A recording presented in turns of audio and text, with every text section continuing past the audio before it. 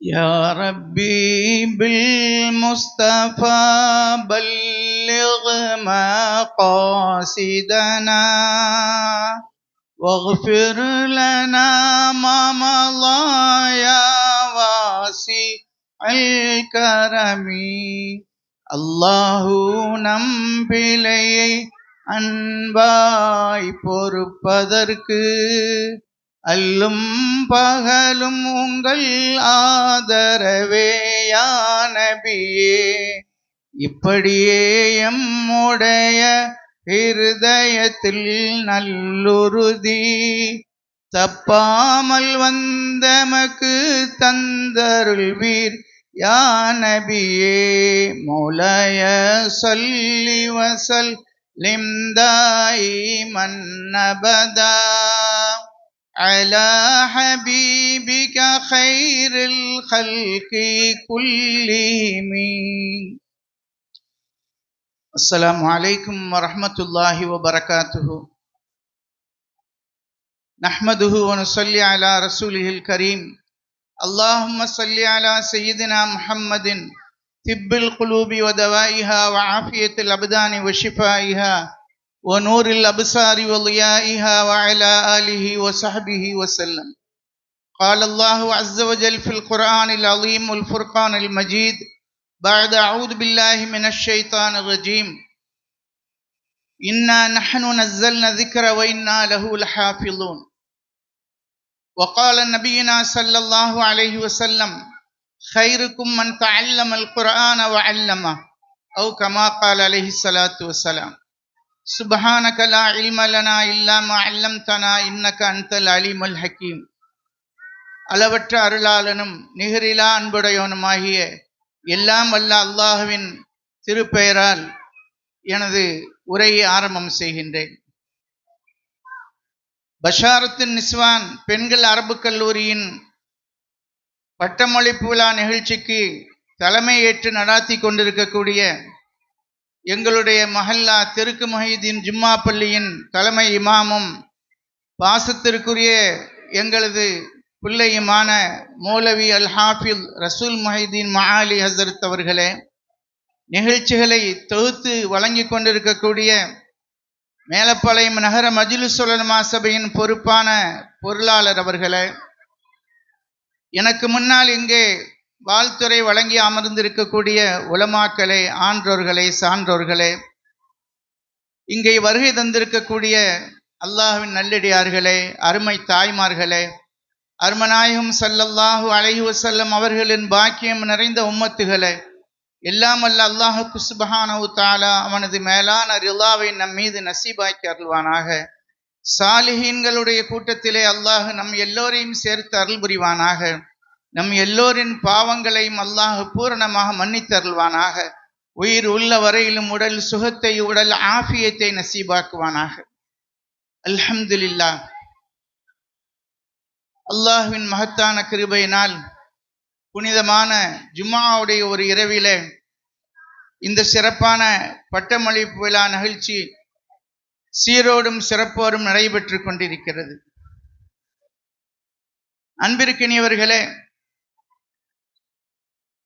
ஹாமீம்புரம் இப்பொழுது பள்ளிவாசல்களின் மூலமாகவும் மதரசாக்களின் மூலமாகவும் ஜொலித்து கொண்டிருக்கிறது. அல்ஹம்துலில்லாஹ். அல்லாஹ் மென்மேலும் இந்த பகுதியை சிறப்பாக்குவானாக. கல்வியை கொண்டு, மார்க்க கல்வியை கொண்டு சிறப்பாக்கி பல ஹாஃபிலாக்கள், ஆலிமாக்களை அல்லாஹ் உருவாக்கி இந்த பகுதிக்கு கலங்கரை விளக்காக இந்த இது போன்ற மதரசாக்களை அல்லாஹ் ஆக்கி அருள் புரிவானாக. அன்பிற்கினியவர்களே, ஓதப்பட்ட அருள் வசனத்திலே அல்லாஹ் சொல்கின்றான், இன்னா நஹ்னு நஸ்ஸல்னா ذிக்ர வ இன்னா லஹு லஹாஃபிலூன். நிச்சயமாக இந்த குர்ஆனை நாமே இறக்கினோம், நாமே அதை பாதுகாப்போம் என்று பரிசுத்த குர்ஆனிலே அல்லாஹ் கூறுகின்றான். பெருமானார் ஸல்லல்லாஹு அலைஹி வஸல்லம் அவர்கள் கூறுவார்கள், கைருக்கும் மன் தஅல்லமல் குர்ஆன வ அல்லமா.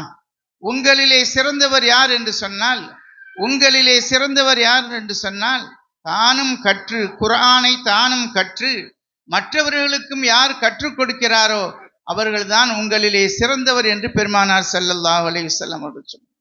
இன்னைக்கு நம்மள சிறந்தவர்னா யாரு? அவர் பெரிய இந்த படிப்பு படிச்சிருக்கணும், இந்த படிப்பு படிச்சிருக்கணும். பெருமானார் ஸல்லல்லாஹு அலைஹி வஸல்லம் அவர்கள் சொன்னார்கள், குர்ஆனை தானும் கற்று மற்றவர்களுக்கும் யார் கற்றுக் கொடுக்கிறார்களோ அவர்கள்தான் உங்களிலே சிறந்தவர் என்று சொன்னார். உலகத்திலே பிறந்த ஒவ்வொரு மூமினுக்கும் ஒவ்வொரு முஸ்லிமுக்கும் குர்ஆனோடு பந்தம் இருக்க வேண்டும், குர்ஆனோடு தொடர்பு இருக்க வேண்டும். இந்த உலகத்திலே அல்லாஹ்வால் அருளப்பட்ட வேதங்கள் மொத்தம் 4: தௌராத்து, இன்ஜீல், ஜபூர், குர்ஆன். ஆனால் இன்ஜீல் ஈசா அலைஹிஸ்ஸலாத்து வஸ்ஸலாம் அவர்களுக்கு அருளப்பட்ட அந்த வேதத்தை உலகத்திலே மனனமிட்டவர்கள் யாருமே கிடையாது.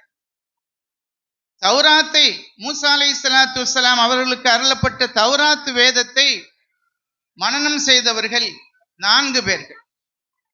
ஜபூர் வேதம் தாவூத் அலைஹிஸ்ஸலாத்து வஸ்ஸலாம் அவர்களுக்கு அருளப்பட்ட ஜபூர் வேதத்தை மனனம் செய்தவர்கள் ஒரே ஒரு நபர் தான்.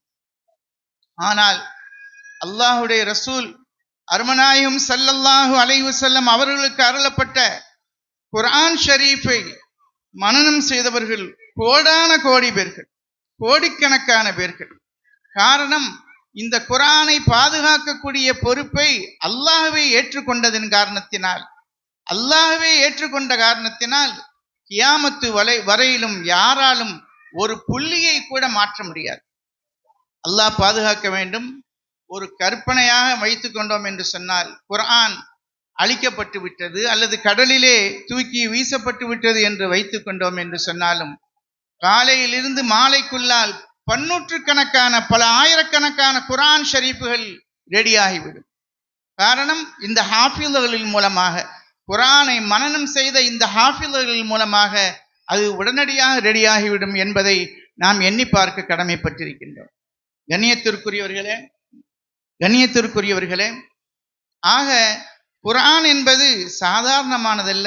அருமநாயகம் ஸல்லல்லாஹு அலைஹி வஸல்லம் அவர்களுக்கு எத்தனையோ முஅஜிசாத்துகளை அல்லாஹ் கொடுத்திருந்தான். எல்லாவற்றிலும் மேலான முஅஜிசத்தாக குர்ஆன் இன்றும் அது இலங்கிக் கொண்டிருக்கிறது. ஹாரூன் ரஷீத் பாதுஷாவுடைய காலத்திலே ஒரு யூதன், அவன் தௌராத்து, இன்ஜீல், ஜபூர் போன்ற வேதங்களை எல்லாம் தன் இஷ்டப்படிக்கு எல்லாத்தையும் மாற்றி புதுசா ஒரு இதை ரெடி பண்ணான். அதே மாதிரி குர்ஆன் ஷரீஃபையும் அவன் இஷ்டத்துக்கு ஆயாத்துகளை முன்னுக்கு பின் முரணாக மாற்றி அமைத்தான். அதை பார்த்த பொழுது இன்ஜீலை சந்தோஷத்தோடு பெற்று சென்றார்கள், தௌராத்தை அவர்களும் சந்தோஷத்தோடு பெற்று சென்றார்கள். ஆனால் குர்ஆன் ஷரீஃபை பார்த்தவுடன் ஹாஃபிழ்கள் இதிலே மாற்றம் செய்யப்பட்டிருக்கிறது, இது முழுமையான குர்ஆன் அல்ல என்று அதை நிராகரித்தார்கள். உடனே அவன், அந்த யூதன், இப்படி ஒரு அற்புதமான இந்த குர்ஆனை யாராலும் திருத்த முடியாது என்று சொல்லி கலிமா சொல்லி இஸ்லாத்திலே இணைந்தான் என்று நாம் வரலாற்றிலே பார்க்கிறோம். கண்ணியத்திற்குரியவர்களே, எனக்கு முன்பாக பேசிய ரசூல் முஹிதீன் மஆலி ஹஸரத் அவர்கள் குர்ஆனை யார் மனனம் செய்தார்களோ அவர்களுடைய பெற்றோர்களுக்கு நாளை மறுமையிலே கிரீடம் அணிவிக்கப்படும் என்ற ஹதீஸை நினைவுபடுத்தினார்கள். ஆம், யார் குர்ஆனை மனனம் செய்கின்றார்களோ அவர்களுடைய பெற்றோர்களை கண்ணியப்படுத்தக்கூடிய நிலையிலே அல்லாஹ் கிரீடங்களை அணிவித்து நாளை மறுமையிலே அழகு பார்ப்பான் என்று நாம் பார்க்கின்றோம். அது மாத்திரமல்ல, குர்ஆனை யார் மனனம் செய்கின்றார்களோ, குர்ஆனை யார் மனனம் செய்த ஹாஃபிழாக இருக்கிறார்களோ அவர்கள் நரகவாதி என தீர்ப்பளிக்கப்பட்ட 10 நபர்களுக்கு சிபாரிசு செய்யக்கூடிய, ஷஃபாத் செய்யக்கூடிய, பரிந்துரை செய்யக்கூடிய ஒரு ஆற்றலை, ஒரு பதவியை அல்லாஹ் கொடுக்கின்றான். சுப்ஹானல்லாஹ். ஒரு எம்பி அவர் நினைத்தால் ஒரு காலேஜிலே அல்லது ஒரு குறிப்பிட்ட இடத்திலே சீட் வாங்கி கொடுக்கணும்னா அவருக்கு இத்தனை சீட்டுன்னு ஒதுக்கி வச்சிருப்பாங்க. அது இந்த உலகத்தோடு முடிந்து விட்டது. நாளை மறுமை நாள் ஆகிரத்திலே நரகவாதி என்று தீர்ப்பளிக்கப்பட்ட 10 நபர்கள், அந்த குடும்பத்தை சார்ந்தவர்கள் சொர்க்கத்துக்கு சிபாரிசு செய்யக்கூடிய வாய்ப்பு கிடைக்கும் என்று வல்லல் நபி ஸல்லல்லாஹு அலைஹி வஸல்லம் அவர்கள் கூறினார்கள் என்று சொன்னால், ஹாஃபிழ்களாக ஆகுவது என்பது எவ்வளவு பெரிய பாக்கியம், எவ்வளவு பெரிய பாக்கியம்.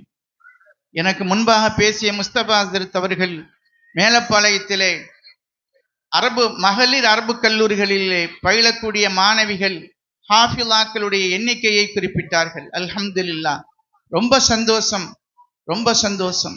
அல்லாஹ் மென்மேலும் ஒவ்வொரு ஆண்டும் இதைவிட அதிகமான ஆலிமாக்கள், முபல்லிகாக்கள், ஹாஃபிலாக்கள் வெளிவருவதற்கு அல்லாஹ் தௌஃபீக் செய்வானாக. அல்லாஹ் புகழுக்குரியவன். எங்க வீட்டை எடுத்துக்கிட்டோன்னு சொன்னா, அல்லாஹ் உதவியால நான் ஹாஃபிஸா, என்னுடைய மகனார் ஹாஃபிஸா, எங்க வீட்டுக்கு வந்த மருமகள் ஹாஃபிஸா. அல்ஹம்துலில்லாஹ், எவ்வளவு பெரிய பாக்கியம். அதே போன்று இங்க இருக்கக்கூடிய ஆலிம்கள் எல்லாம் ஹாஃபில்கள். அவர்களுடைய குடும்பத்திலும் இது போன்ற ஹாஃபில்கள் இருக்கிறார்கள். அப்போ அவர்களுடைய குடும்பத்திலே எல்லாமே ஒழுக்க சீலர்களாக, முத்தகீன்களாக இருந்தால் 10 பேர்கள் இல்லையா அவங்க குடும்பத்துல நரகத்திலிருந்து சொர்க்கத்துக்கு அழைத்து செல்லுன்னு சொன்னா, குடும்பத்திலே இல்லாம தெரிஞ்சவர்கள், அவர்களுடைய அன்பை பெற்றவர்களுக்கு சிபாரிசு செய்யக்கூடிய வாய்ப்பு கிடைக்கும். அன்பிற்கினியவர்களே, ஆகவே இந்த குர்ஆனுடைய தொடர்பு, குர்ஆனோடு உள்ள நெருக்கம் ஒவ்வொரு மோமினுக்கும் இருக்க வேண்டும். ஒவ்வொரு நாளும் அந்த குர்ஆனின் ஒரு பகுதியையாவது நாம் ஓதக்கூடியவர்களாக ஆக வேண்டும்.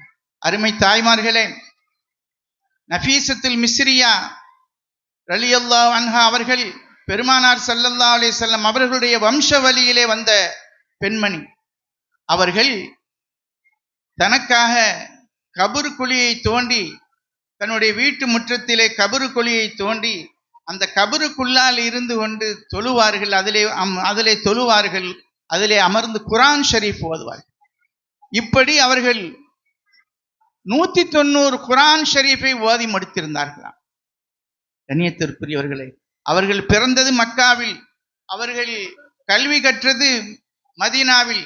ஆனால் மிஸ்ர் தேசத்திற்கு வந்து அங்கு தீனுடைய கல்வியை மக்களுக்கு சொல்லிக் கொடுத்ததன் காரணத்தினால் அந்த மிஸ்ர் என்பது நஃபீசத்துல் மிஸ்ரியா, மிஸ்ர் தேசத்தை சார்ந்த நஃபீசா என்றே ஆகிவிட்டது. இமாம் ஷாஃபி, நம்முடைய பகுதியிலே அதிகமாக இருக்கக்கூடிய மதுஹப் இமாம் ஷாஃபி மதுஹபை நாம் தழுவி இருக்கின்றோம். அந்த இமாம் அவர்கள் கல்வி பயின்றார்கள் நஃபீசத்துல் மிஸ்ரியா அம்மாவிடத்தில். அல்லாஹு அக்பர். அவர்கள் கல்வி பயின்றார்கள், அவர்கள் வசியத்து செய்திருந்தார்கள். இமாம் ஷாஃபி ரஹ்மத்துல்லாஹி அலைஹி அவர்கள் 54வது வயசிலே இறந்தார்கள். அவர்கள் வசியத்து செய்திருந்தார்கள், நான் இறந்து விட்டால் என்னை கொண்டு போகும் பொழுது நஃபீசத்துல் மிஸ்ரியா அம்மா அவர்களுடைய வீட்டுக்கு முன்னால வைங்க. அவங்களிடத்துல சொல்லியிருந்தாங்க, எனக்கு நீங்க ஜனாசா தொழு வச்சு துவா செய்து என்னை அனுப்புங்கன்னு சொல்லி சொன்னாங்க. ஒவ்வொரு நாளும் தர்சு நடத்துவதற்காக வேண்டி செல்லக்கூடிய நேரத்திலே ஹஸ்ரத் இமாம் ஷாஃபி ரஹ்மத்துல்லாஹி அலைஹி அவர்கள் நஃபீசத்துல் மிஸ்ரியா அம்மா வீட்டுக்கு போவாங்க.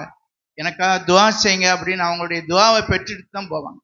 ஒரு முறை சரியான பஞ்சம், நதியிலே நீர் இல்லை, ஜனங்கள் எல்லாம் மிகவும் கஷ்டப்பட்டு கொண்டிருக்கிறார்கள். நஃபீசத்துல் மிஸ்ரியா அம்மாவிட்ட வந்து சொன்னாங்க. உடனே அவங்க தாங்க தலையில போட்டிருக்கக்கூடிய ஒரு முக்காட்டில் ஒரு பகுதியை எடுத்து, இதை கொண்டு அந்த நதியில போடுங்க, தண்ணீர் வரும்னு சொல்லி சொன்னாங்க. அல்லாஹு அக்பர். அவ்வாறு போடப்பட்டது, தண்ணீர் பொங்கி ஓடியது என்று வரலாற்றிலே நாம் பார்க்கிறோம். காரணம், அவர்கள் அல்லாஹுடைய நெருக்கத்தை பெற்ற காரணத்தினால்.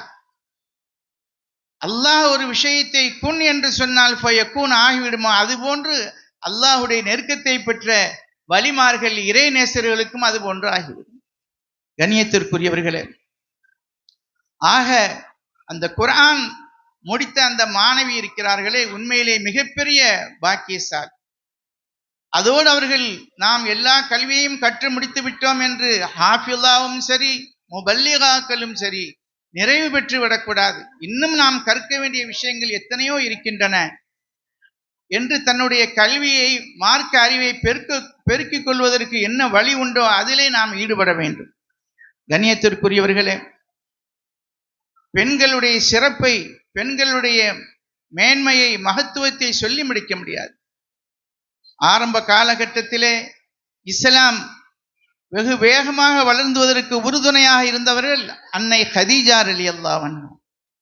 அன்னை கதீஜா ரலியல்லாஹு அன்ஹா அவர்களிடத்திலே ஒரு நாள் பெருமானார் ஸல்லல்லாஹு அலைஹி வஸல்லம் அவர்களிடத்திலே ஜிப்ரீல் அலைஹிஸ்ஸலாத்து வஸ்ஸலாம் அவர்கள் கேட்டார்கள், யா ரசூலல்லாஹ், உங்களுடைய துணைவியார் கதீஜா அம்மாவுக்கு நான் அவர்களிடத்தில் நேரடியாக அஸ்ஸலாமு அலைக்கும் சொல்ல வேண்டும் என்ற பொழுது, அப்படியா, நான் அவர்களிடத்திலே கேட்டு சொல்லுகிறேன் என்று சொன்னார்கள்.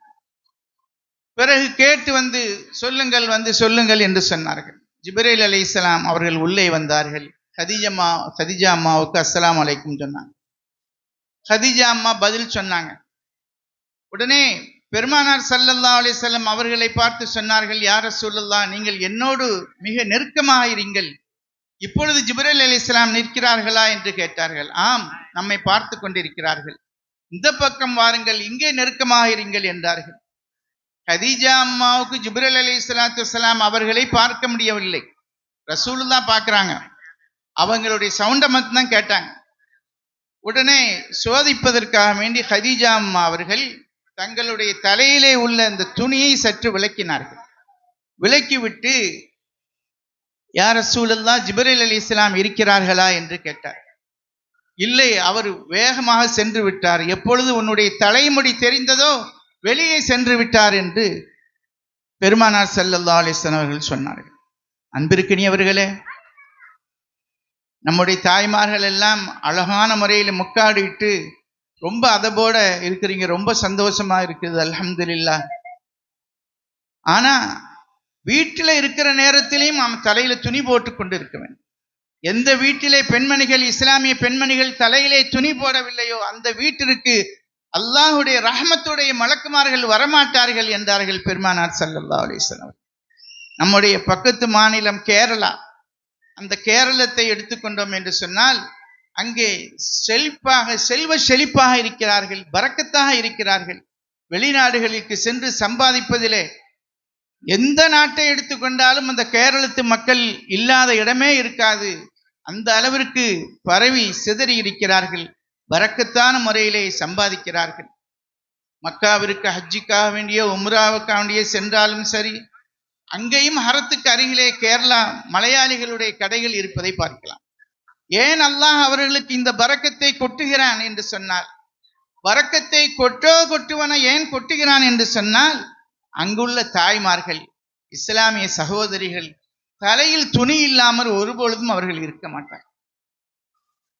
இன்னைக்கு நம்மளுடைய நிலை என்னன்னா, வெளியில எங்கேயாவது போகும்போது புர்காவை போட்டுட்டு நம்ம சால் போட்டுட்டு போறோம், அல்லது வீட்டில் இருக்கிறச்செல்லாம் பிசாத தலையில துணி இல்லாம தான் நம்ம இருக்கிறோம். யாராவது அசத்துமார்கள், ஆலிம்சாக்கள் யாரையாவது கண்டா உடனே தலையில துணியை போடணும். ஆலிம்சாக்களை கண்டா தலையில துணி போடக்கூடாது, எல்லா நேரத்திலும் தலையை துணி போட வேண்டும். கேரளத்திலே அந்த மக்களிடத்திலே அந்த உயர்ந்த பண்பு இருக்கின்ற காரணத்தினால் அல்லாஹு தஆலா அவர்களுக்கு பரக்கத்தை கொட்டுவதை நாம் பார்க்கின்றோம். கண்ணியத்திற்குரியவர்களே, அருமநாயகம் ஸல்லல்லாஹு அலைஹி வஸல்லம் அவர்கள் ஆரம்ப காலகட்டத்திலே இஸ்லாத்தை மக்களுக்கு மத்தியிலே எடுத்து ஏம்பிக் கொண்டிருக்கக்கூடிய காலகட்டத்திலே இஸ்லாம் வளருவதற்கு மிகவும் உறுதுணையாக இருந்தவர்கள் பெண்கள். அவர்களிலே ஒருவர் அன்னை உம்மு ஷரீக் ரலியல்லாஹு அன்ஹா. ஆண்களை விட பெண்கள் அதிகமாக இஸ்லாத்திலே இணையக்கூடிய அந்த நிலையை கண்ட மக்கத்து முஷ்ரிக்கீன்கள் யாரின் மூலமாக இந்த இஸ்லாம் இவ்வளவு வேகமாக பரவுகிறது என்று ரூட் எடுத்தார்கள். பார்த்தால் உம்மு ஷரீக் என்ற பெண்மணி, அவர்களுக்கு சொந்த ஊர் மக்கா அல்ல, அவர்கள் வேறு ஒரு ஊரில் இருந்து இங்கு கட்டி கொடுக்கப்பட்டவர்கள். வந்தவர்கள் பெருமானாரோடு தொடர்பு ஏற்படுத்தி இஸ்லாத்தில் தன்னை இணைத்து ஒவ்வொரு வீடு வீடாக சென்று இஸ்லாத்தை பற்றி ஜனங்களுக்கு எடுத்துரைத்தார்கள். பெருமானார் ஸல்லல்லாஹு அலைஹி வஸல்லம் அவர்களுடைய மஹப்பத்தை எடுத்து வைத்தார்கள். இந்த செய்தியை அறிந்த மக்கத்து முஷ்ரிக்கீன்கள் உடனடியாக அந்த பெண்மணி இடத்திலே எச்சரிக்கை செய்தார்கள். இனிமேல் நீ இது போன்ற காரியத்தில் ஈடுபட்டியானால் உன்னை நாங்கள் ஊரை விட்டு நாடு கடத்தி விடுவோம் என்று சொன்னார். அந்த பெண்மணியால் இருக்க முடியவில்லை. தொடர்ந்து அந்த பணியிலே, தாவாவுடைய பணியிலே ஈடுபட்டு கொண்டே இருந்தார். உடனே மக்கத்து முஷ்ரிக்கீன்கள் அந்த குடும்பத்தினரிடத்திலே சொல்லி அவர்களை ஒட்டகத்திலே ஊரை விட்டும் வெளியூருக்கு அவரை அனுப்பி வைத்தார்கள். அந்த பெண்மணிக்கு எந்த உணவோ தண்ணியோ கொடுக்காமல் அவ்வாறு பிரயாணம் தொடர்ந்து கொண்டிருக்கிறது. இடையிலே ஒரு இடத்திலே நிறுத்தப்பட்டது. மற்றவர்கள் எல்லாம் உணவருந்து விட்டு நன்றாக உறங்கிக் கொண்டிருக்கிறார்கள். அந்த நேரத்திலே இந்த பெண்மணி ஒட்டகத்திலிருந்து கீழே இறங்கிவிடக்கூடாது என்பதற்காக வேண்டி ஒட்டகத்தோடு சேர்த்து கட்டப்பட்டு இருந்தார்கள். அந்த நேரத்திலே கடுமையான வெயில், தாகம் அதிகரித்தது. இவர்கள் அல்லாஹ்விடத்தில் துஆ செய்து கொண்டிருந்தார்கள். என்ன ஆச்சரியம்! வானத்திலிருந்து ஒரு கயிறு போன்று ஒரு இது இறங்கிறது. ஒரு பாத்திரத்திலே தண்ணீர் அவர்களுக்கு அல்லாஹ் கொடுத்தான். அவர்களுடைய கை கட்டப்பட்டிருந்தது. அவர்களுடைய வாய்க்கு அருகிலே அந்த பாத்திரம் வந்தது. அந்த தண்ணீரை குடித்தார்கள். தன்னுடைய மேலையும் அந்த தண்ணீரை கவிழ்த்து விட்டார்கள், குளுமையாக்கி கொண்டார்கள். விழித்து பார்த்த அவர்கள் ஓடோடி வந்து, யார் உன்னுடைய கட்டுகளை அவிழ்த்து விட்டது? உனக்கு யார் தண்ணீர் தந்தது? நீ தானே போய் தண்ணீரை குடித்தாய் என்று கேட்ட பொழுது, இல்லை, நீங்கள் கட்டிய அந்த கட்டு அப்படியே இருக்கிறது, என்னுடைய இறைவன் எனக்கு தண்ணீர் தந்தான் என்று சொன்னார்கள். உடனே அந்த குடும்பத்தை சார்ந்தவர்கள், ஆச்சரியமாக இருக்கிறது, நாம் வணங்கக்கூடிய கடவுளை விட நீ சொல்லக்கூடிய அந்த அல்லாஹ் தான் உண்மையானவன் என்று சொல்லி அந்த குடும்பத்திலே உள்ள எல்லா மக்களும் இஸ்லாத்திலே இணைந்தார்கள் என்று நாம் பார்க்கிறோம். கண்ணியத்திற்குரியவர்களே, ஹஜ்ரத் மரியம் அலைஹிஸ்ஸலாத்து வஸ்ஸலாம் அவர்களை வளர்க்கக்கூடிய பொறுப்பை ஜக்கரியா அலைஹிஸ்ஸலாம் அவர்கள் ஏற்றிருந்தார்கள். ஏற்றிருந்த நேரத்திலே ஒரு தடவை அங்கே சென்று பார்த்த பொழுது, அங்கே அந்த சீசனிலே அந்த பழம் எங்கேயுமே இருக்காது. அப்படிப்பட்ட பழவர்க்கங்கள் மரியம் அம்மாவுடைய முன்னாலே இருந்தது. அன்னாலைக்கு ஹாதா, உனக்கு எங்கிருந்தமா இதெல்லாம் கிடைத்தது என்று ஜக்கரியா அலைஹிஸ்ஸலாம் ஆச்சரியத்தோடு கேட்டார்கள். கேட்ட பொழுது அவர்கள் சொன்னார்கள், அன்னாலைக்கு ஹாதா காலத்து ஹிய மின் இன்தில்லாஹ், அல்லாஹ்வின் புறத்திலிருந்து எனக்கு கிடைத்தது என்று மரியம் அம்மா சொன்னார்களே, அதுபோன்று இந்த உம்மு ஷரீக் என்ற பெண்மணியும் அல்லாஹ் எனக்கு தந்தான் இந்த நீரை என்று சொன்னார்கள். கண்ணியத்திற்குரியவர்களே, அல்லாஹ் மீது நாம் நம்பிக்கையும் யக்கீனும் உறுதியாக இருக்குமேயானால், ஈமான் பரிபூர்ணமான முறையில் இருக்குமேயானால், அல்லாஹ்வுடைய உதவி, அவன் நம்மை கைவிட்டு விட மாட்டான், நமக்கு அவன் பரிபூர்ணமான முறையிலே உதவி செய்வான் என்பதிலே எந்த விதமான சந்தேகமும் இல்லை. கண்ணியத்திற்குரியவர்களே, வரலாற்றை புரட்டி பார்க்கின்ற நேரத்திலே ஒவ்வொருவருடைய வெற்றிக்கு பின்னாலும் அவர்களுடைய தாய்மார்களுடைய துஆவின் காரணத்தினால்தான் அவர்களுடைய வெற்றி இருக்கிறது. இமாம் ஷாஃபி ரஹ்மத்துல்லாஹி அலைஹி அவர்கள் சிறு வயதிலேயே இவ்வளவு பெரிய சிறப்பை, 7 வயதிலே திருக்குர்ஆன் முழுவதையும் மனனம் செய்த ஹாஃபிலாக இமாம் ஷாஃபி ரஹ்மத்துல்லாஹி அலைஹி அவர்கள் திகழ்ந்தார். எனக்கு முன்பாக பேசிய முஸ்தபா ஹஜ்ரத் அவர்கள் தென்காசியிலே 80 வயது மூதாட்டி ஹாஃபிலாவாக ஆனார்கள் என்ற செய்தியை சொன்னார்கள். ஆச்சரியமாக இருந்தது. இந்தோனேசியாவிலே 78 வயசு கிழவி ஹாஃபிலாவான செய்தி முகநூல் தளத்திலே வந்தது. அதை ஆச்சரியமாக நினைத்து கொண்டிருக்கின்ற பொழுது, நம் ஊருக்கு அருகில் உள்ள ஊரிலேயே வயது முதிர்ந்த 80 வயதை அடைந்த ஒரு பெண்மணி ஹாஃபிலாவாக இருக்கிறார்கள் என்று சொன்னால் உண்மையிலே ரொம்ப சந்தோஷப்பட வேண்டிய விஷயம். அன்பிற்கினியவர்களே, இமாம் ஷாஃபி ரஹ்மத்துல்லாஹி அலைஹி அவர்கள் 7 வயதிலே குர்ஆனை மனனம் செய்து முடித்தார். எப்படி சாத்தியமாகும்? நம்முடைய அறிவை கொண்டு சிந்தித்தால் அது நடக்காது. காரணம், அதைவிட ஆச்சரியம், இந்தோனேசியாவிலே ஒரு பெண்மணி, 6 வயது சிறுமி, கண் தெரியாத சிறுமி, குர்ஆனை மனனம் செய்த ஹாஃபிலாவாக ஆனார். அந்த அம்மாவிடத்திலே போய் பேட்டி எடுத்தார்கள். எப்படிம்மா நீ இப்படி குர்ஆனை மனப்பாடமா, கண் கூட தெரியாது, எப்படி ஆச்சு அப்படின்னு கேட்ட பொழுது அந்த பெண்மணி, அந்த தாயார் சொன்னார்கள், நான் எப்பொழுது கன்சீவானனோ, குழந்தை உண்டாயிருந்தனோ, அந்த ஆரம்ப நாள் முதல் நான் குர்ஆனை கையில் எடுத்து அதை ஓதிக்கொண்டே இருந்தேன். நான் ஓதுவதை என்னுடைய கருவில் இருந்த அந்த சிசுவிற்கு அல்லாஹ் எத்தச் செய்தான் போலும்.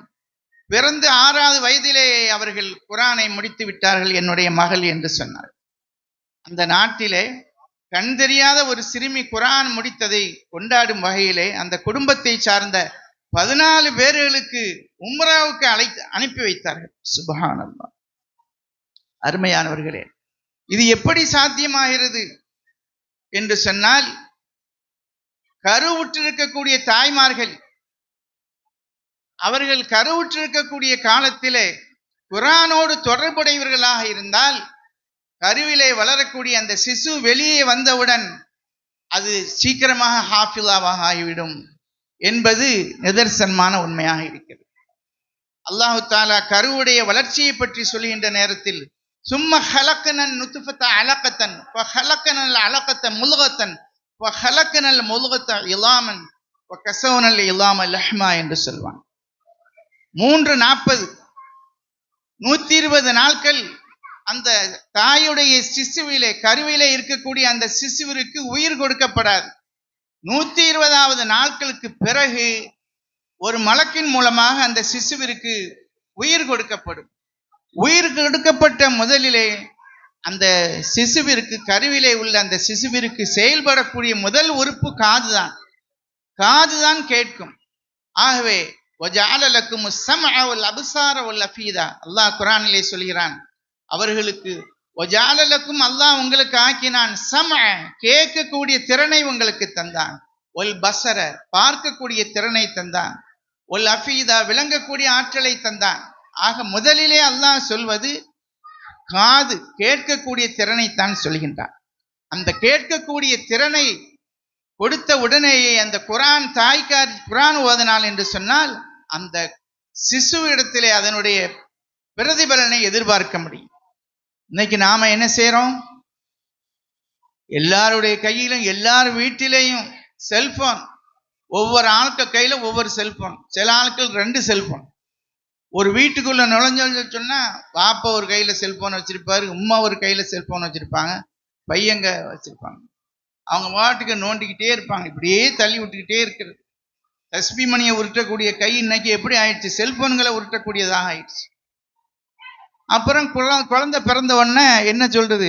என் பிள்ளை செல்போன்ல என்ன மாதிரி விளையாடுறான், செல்போனை பார்க்காம அவன் சாப்பிட மாட்டான் அப்படின்னு நம்ம பெருமையா வேற பேசிக்கிறோம். காரணம், இந்த தாய்க்காரி குழந்தை உண்டான நாள் முதல் டைம் பாஸுக்கு எதை செய்யறது? செல்போனையே பார்த்துக்கிட்டே இருக்கிற காரணத்தினால பெற்றெடுக்கக்கூடிய அந்த சிறுவர் சிறுமிகளும் பிள்ளைகளும் கூட அதிலே தலை சிறந்தவர்களாக திகழ்கிறார்கள். இஸ்ரேல் நம்ம இஸ்லாமியர்களுடைய துஷ்மன். இஸ்ரேலிலே ஒரு சட்டம், கருவுற்றிருக்கக்கூடிய தாய்மார்கள் யாரும் செல்போனை யூஸ் பண்ணக்கூடாது, செல்போனை தொடக்கூடாது.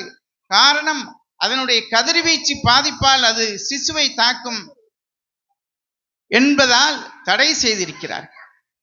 அன்பிற்கினியவர்களே, அருமநாயகம் ஸல்லல்லாஹு அலைஹி வஸல்லம் அவர்களுடைய உம்மத்தினர்களாகிய நாம் அந்த காலத்திலே நாம் எவ்வளவு ஒழுக்கமாக நாம் நடைமுறைப்படுத்த வேண்டும்.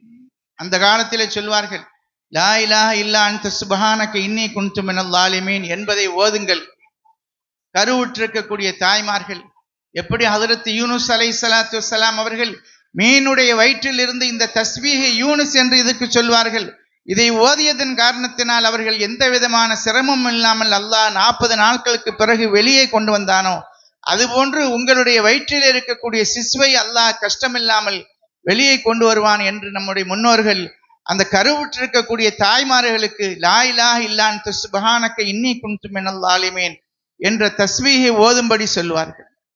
அது எல்லா காலமும் ஓத வேண்டும். கருவுற்றிருக்கக்கூடியவர்கள் மாத்திரமல்ல, கஷ்டத்தால் துன்பத்தால் சிரமத்திலே சூழ்ந்திருக்கக்கூடிய நேரத்தில், நிம்மதி இல்லாமல் தவிர்க்கக்கூடிய நேரத்திலே அந்த யூனுஸ் கலிமாவை ஓதனம் என்று சொன்னால் அல்லாஹ் நமக்கு விமோச்சனத்தை தருகிறான், அல்லாஹ் நமக்கு வெற்றியை தருகிறான். வகதாலிக நுன்ஜில் மோமினீன், அது யூனுஸ் அலைஹிஸ்ஸலாத்து வஸ்ஸலாம் அவர்களுக்கு மாத்திரமல்ல, மோமினான மக்கள் அனைவரையுமே நாம் அந்த கலிமாவின் மூலமாக நாம் ஈடேற்றம் பெற செய்கிறோம் என்று அல்லாஹ் கூறுகின்றார்.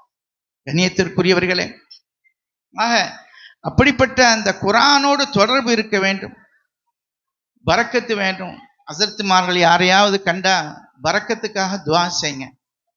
வீட்டில் ஒரே கஷ்டமா இருக்கு, சிரமமா இருக்குது, நிம்மதி இல்லை என்று சொல்றாங்க.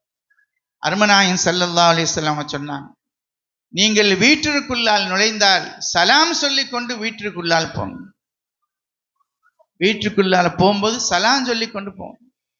அஸ்ஸலாமு அலைக்கும் என்று சலாம் சொல்லிவிட்டு சூரத்துல் இஹ்லாஸ் குல் ஹுவல்லாஹு அஹத் என்பதை ஒரு முறை நீங்கள் ஓத வேண்டும். ஓதினால் அல்லாஹு தஆலா உங்களுடைய வீட்டிலே பரக்கத்தை அவன் பொழிவான் என்று அல்லாஹ் சொல்கிறான். ஆனால் இன்னைக்கு நாம என்ன செய்யறோம்? மதரசாக்கு போற பிள்ளைங்க மாத்திரம்தான் மதரசாவில் இருந்து வந்த உடனே வீட்டுக்குள்ள நுழையும் பொழுது அஸ்ஸலாமு அலைக்கும் என்று சொல்றோம். பெரியவங்கெல்லாம் யாரும் வீட்டுக்குள்ள நுழையும் போது சலாம் சொல்றது ரொம்ப கம்மியா இருக்குது. உங்க வீட்டுக்கு பரக்கத்து வேணுமா, அல்லாஹுடைய அருள் உங்க வீட்டுல நிரம்பணுமா, சலாம் சொல்லிக் கொள்ளுங்க. ஒருவருக்கொருவர் சந்திச்ச உடனே பாதிரு பிஸ் சலாத், சலாமை கொண்டு நீங்கள் முந்துங்கள், அவன் நமக்கு சலாம் சொல்லட்டும் அப்படின்னு எதிர்பார்க்க கூடாது. அவ்வாறு எதிர்பார்க்கிறது உள்ளத்துல கல்புல கிபர் இருக்குது, பெருமை இருக்குது அப்படிங்கிறதுடைய அடையாளம். சலாத்தை கொண்டு நீங்கள் விரைந்து செல்லுங்கள். அலாமன் அரஃப்த வமல்லம் தாரிஃப், அறிந்தவர்களுக்கும் அறியாதவர்களுக்கும் நீங்கள் சலாம் சொல்லுங்கள் என்று கண்மணி நாயகம் ஸல்லல்லாஹு அலைஹி வஸல்லம் அவர்கள் கூறினார்கள். கண்ணியத்திற்குரியவர்களே, ஆக அருமை தாய்மார்களுக்கான சில செய்திகளை நாங்கள் தொடர்ந்து சொல்லிக் கொண்டிருக்கின்றோம். கவனமாக நீங்களும் கேட்டுக்கொண்டிருக்கிறீர்கள். ஒரு முறை பெருமானார் ஸல்லல்லாஹு அலைஹி வஸல்லம் அவர்களிடத்திலே சில அடிமைகள் வந்தார்கள். இந்த செய்தியை அறிந்த ஹஸரத் அலி ரலியல்லாஹு அன்ஹு அவர்கள் ஃபாத்திமா நாயிடத்திலே சொன்னார்கள், ஃபாத்திமா, உன்னுடைய தகப்பனார் இடத்திலே அடிமைகள் வந்திருக்கிறார்கள். வீட்டு வேலைகளை நீனாகவே பார்த்து ரொம்ப களைத்து போய் இருக்கிறாய். ஒரு அடிமையை வாங்கி வந்தால் வீட்டு வேலைகளை எல்லாம் அவர்கள் செய்வார்கள் அல்லவா? உன்னுடைய தகப்பன் ரசூலுல்லாஹ்விடத்திலே வாப்பாவிடத்திலே போய் கேட்டு வாங்கன்னு போனாங்க. ஃபாத்திமா நாயகி வந்தாங்க. வந்து பார்த்தா ரசூல் ஸல்லல்லாஹு அலைஹி வஸல்லம் அவர்கள் தோழர்களோடு பேசி கொண்டிருக்கிறார்கள். தயங்கி அவங்க போயிட்டாங்க. இரண்டாவது வந்தாங்க, வேற ஒரு அலுவலில் ஈடுபட்டு இருந்தாங்க. ரெண்டாவதும் போயிட்டாங்க. மூணாவது கொஞ்ச நேரம் கழிச்சு வந்தாங்க. அப்பொழுதும் ரசூலை சந்திக்க முடியல. ஃபாத்திமா நாயகி திரும்ப போயிட்டாங்க. ஃபாத்திமா நாயகி வந்த செய்தியை ஆயிஷா அம்மா சொன்னாங்க. ஃபாத்திமா நாயகி உங்களை சந்திக்கிறதுக்காண்டி வந்தாங்க, 3 முறை வந்தும் சந்திக்க முடியலன்னு போயிட்டாங்கன்னு சொன்னாங்க. அப்படியா என்று சொல்லி இரவு நேரத்தில் இஷாக்கு அப்புறம் சாப்பிட்டுட்டு ரசூலுல்லாஹ் தன்னுடைய மகளார் வீட்டுக்கு போனாங்க. வீட்டுக்கு போனா அங்க அலியாரும் ஃபாத்திமாவும் படுக்குவதற்கு உண்டான ஏற்பாடுகளில் ஈடுபட்டு இருந்தாங்க. அருமை மகள் ஃபாத்திமாவே, நீ எதற்காக வேண்டியமா என்னை தேடி வந்தா, என்ன விஷயம் என்று கேட்டான்.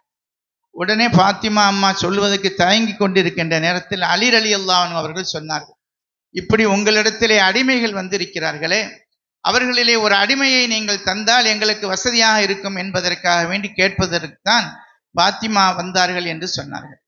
உடனே ரசூல் ஸல்லல்லாஹு அலைஹி வஸல்லம் அவர்கள் சிரித்துவிட்டு, நான் அதை உங்களுக்கு தருவதற்கு இல்லை, நான் அந்த அடிமைகளை எதற்காக வேண்டி நான் வைத்திருக்கிறேன் என்று சொன்னால், அஸ்ஹாபு சுஃபா, திண்ணை தோழர்கள் 300 400 பேர் வரைக்கும் மார்க்க கல்வியை பயின்று கொண்டிருக்கிறார்கள். அவர்களுக்கு சாப்பிடுவதற்கு ஒன்றுமில்லாமல் பசியோடும் பட்டினியோடும் அவர்கள் கிடைக்கிறார்கள். இந்த அடிமைகளை எல்லாம் விற்று அதன் மூலம் கிடைக்கக்கூடிய அந்த காசு பணத்திலே அவர்களுக்கு உணவு வழங்குவதற்காக வேண்டி நான் ஒதுக்கி வைத்திருக்கிறேன் என்று கூறிவிட்டு தன்னுடைய மகள் ஃபாத்திமாவிடத்திலே சொன்னார்கள், அருமை மகள் ஃபாத்திமாவே, நீ வேலைகளை செய்து ரொம்ப அலுப்பாக கஷ்டமாக இருக்கிறாய் என்று எண்ணுகிறாயா? உனக்கு ஒரு விஷயத்தை நான் சொல்லித் தருகிறேன்.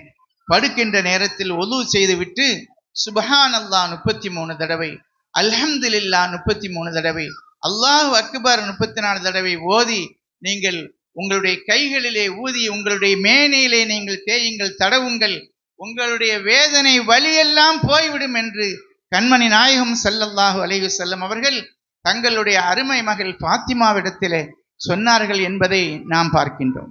கண்ணியத்திற்குரியவர்களே, பெருமானார் ஸல்லல்லாஹு அலைஹி வஸல்லம் அவர்கள் இந்த மார்க்க கல்விக்கு எவ்வளவு முக்கியத்துவம் கொடுத்திருக்கிறார்கள் என்பதை எண்ணி பார்க்கின்றோம்.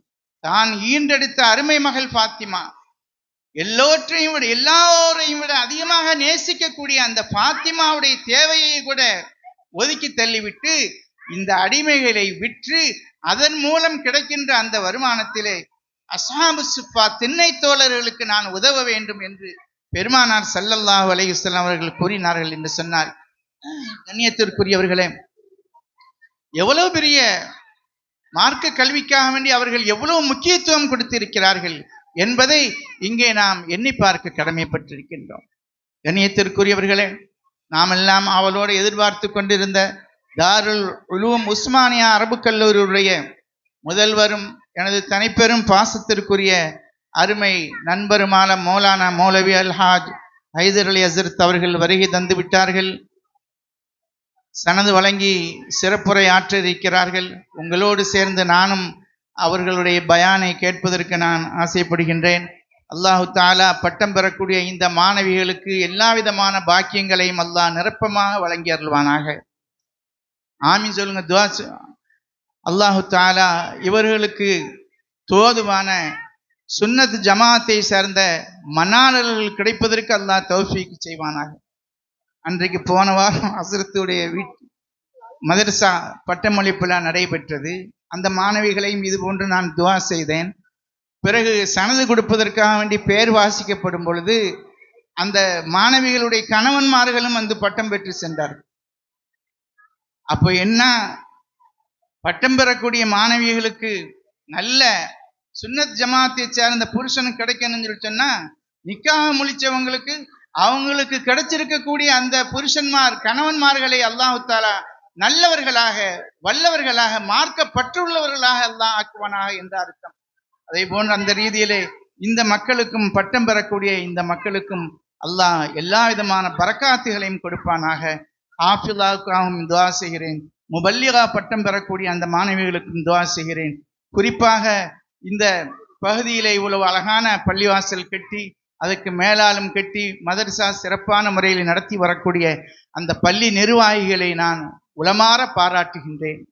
அதிலும் குறிப்பாக நம்முடைய பாசத்திற்குரிய அருமை சகோதரர் இஸ்மாயில் அவர்களை மிகவும் பாராட்டுகின்றேன். அல்லாஹு தாலா அவருக்கும் மற்றுமுள்ள எல்லா நிர்வாகிகளுக்கும் அல்லாஹு தாலா எல்லா விதமான கைரு பரக்கத்துகளை நிரப்பமாக அல்லாஹ் கொடுத்தருள்வானாக. வாழும் காலமெல்லாம் பரிபூர்ணமான